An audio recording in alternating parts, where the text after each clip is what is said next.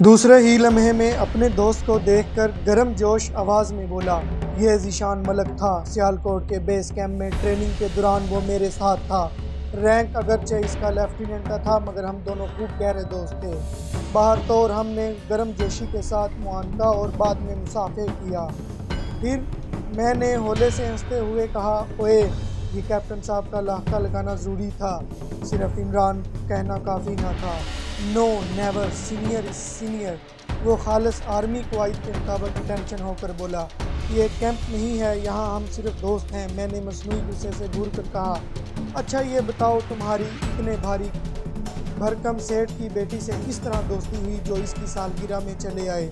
نہیں یار، میری تو دونوں باپ بیٹی سے رسمی سی بھی الیک سلیک نہیں ہے۔ وہ بولا، میں تو اپنی بہن نادرہ۔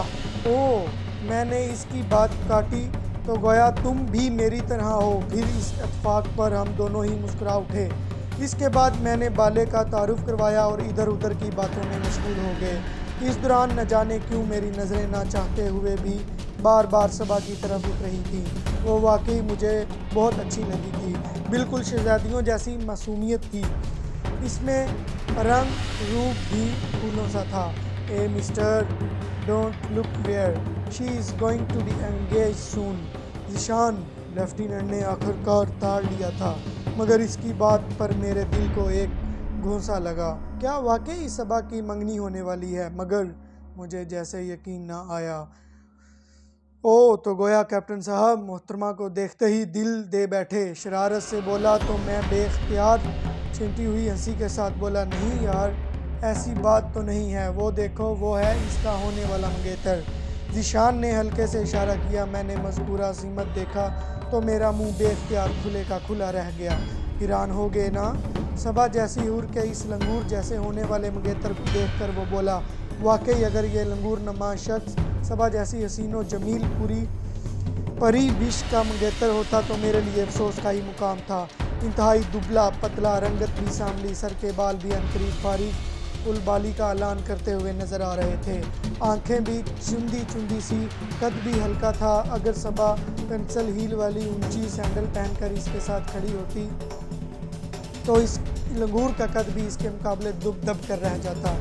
یار کیا صبا یا اس کا باپ اندھے تھے جو شش آہستہ بولو، ورنہ بڑے بے آبرو ہو کر تیرے کوچے سے ہم نکلے والا شہر بھی ہم پر صادق آ جائے گا۔ میرے ہولناک تبصرے پر ذیشان نے سرگوشیانہ کہا، سخت افسوس ہے یار، یہاں بھی سیٹھ نے باپ بن کر نہ سوچا، ضرور اپنے کسی کاروباری مفاد کی خاطر ہی اس لنگور کو اپنا داماد بنانے کا فیصلہ کیا ہوگا۔ میں نے منصفانہ لہجے میں کہا، ابے تمہیں یہ نہیں پتا کہ یہ لنگور ہے کس کا بیٹا؟ پھر تو تم اپنا سر ہی پیٹ ڈالو گے۔ ذیشان نے جیسے مزید انکشاف کرنے کے انداز میں کہا، تو بتاؤ۔ میں نے جیسے سانس روک کر پوچھا، سلطان جہاں زیب خان، معروف صنعت کار، اس نے بتایا۔ کیا؟ بے اختیار میرے منہ سے غیر یقینی انداز میں نکلا تھا۔ روشن ہو گئے 14 طبق۔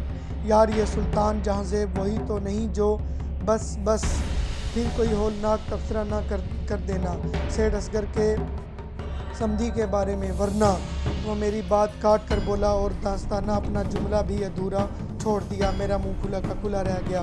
صنعت کار سلطان جہاں زیب کچھ اچھی شہرت کا آدمی نہ تھا۔